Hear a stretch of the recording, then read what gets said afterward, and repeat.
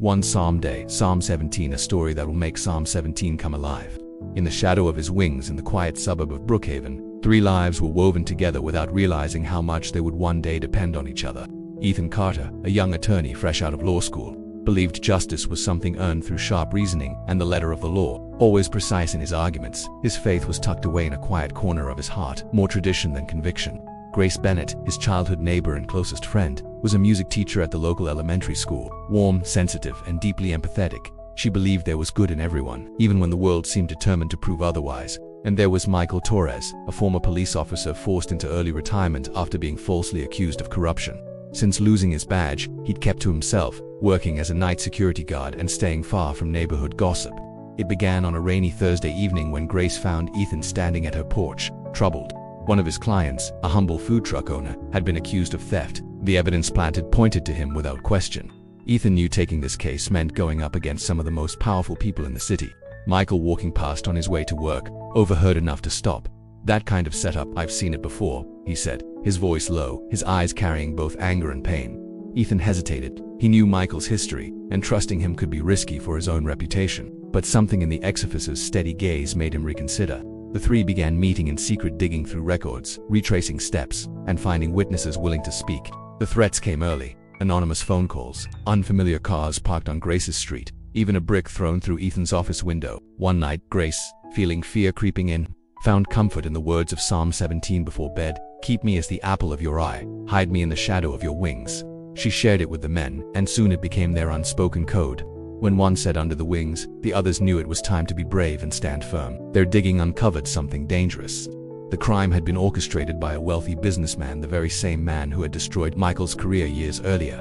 The truth was in their hands, but exposing it could cost them everything. The night before the trial, they met in Grace's backyard under the string lights she had never taken down from Christmas. "Tomorrow might not end well for us," Ethan said quietly. "But if we stay silent, injustice wins." Michael nodded, his voice firm.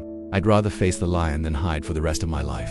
Grace smiled gently, taking their hands. "Then we remember, under the wings." The next day, in a tense courtroom, Ethan presented their evidence.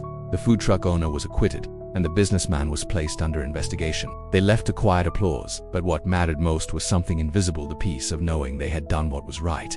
They didn't know what the coming weeks would bring, but they had learned the true reward wasn't money, safety, or recognition. It was being able to face themselves in the mirror and know they had stood their ground. That night, as the wind moved through the quiet streets of Brookhaven, they parted with a single phrase that now carried a world of meaning: under the wings. And as they walked away, each silently promised they would remember Psalm 17. Listen to the Psalm 17. "Hear me, Lord, my plea is just. Listen to my cry. Hear my prayer. It does not rise from deceitful lips. Let my vindication come from you. May your eyes see what is right. Though you probe my heart, though you examine me at night and test me, you will find that I have planned no evil. My mouth has not transgressed. Though people tried to bribe me, I have kept myself from the ways of the violent through what your lips have commanded. My steps have held to your paths, my feet have not stumbled.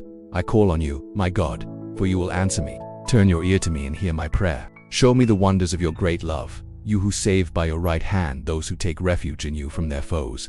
Keep me as the apple of your eye. Hide me in the shadow of your wings from the wicked who are out to destroy me, from my mortal enemies who surround me. They close up their callous hearts, and their mouths speak with arrogance. They have tracked me down. They now surround me, with eyes alert, to throw me to the ground. They are like a lion hungry for prey, like a fierce lion crouching in cover. Rise up, Lord, confront them, bring them down. With your sword rescue me from the wicked. By your hand save me from such people, Lord, from those of this world whose reward is in this life. May what you have stored up for the wicked fill their bellies. May their children gorge themselves on it, and may there be leftovers for their little ones. As for me, I will be vindicated and will see your face. When I awake, I will be satisfied with seeing your likeness." Shall we take a moment to reflect? Psalm 17 is the cry of a heart that knows God sees beyond appearances. David speaks with the confidence of someone whose conscience is clear, asking for protection and vindication from the one who judges with truth. The metaphors apple of your eye and shadow of your wings paint images of tender yet powerful care, reminding us that divine protection is both intimate and unshakable. In Ethan, Grace, and Michael's journey, we see the living echo of this psalm. They faced false accusations, danger, and the temptation to walk away.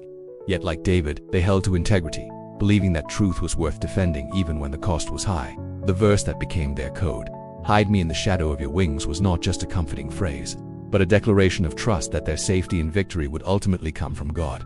Just as David described his enemies as lions ready to strike, they faced a powerful adversary lurking in the shadows.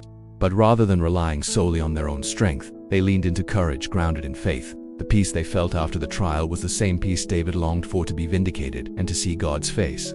Their story reminds us that true justice may not always come from the courts of men, but it will always come from the hands of God.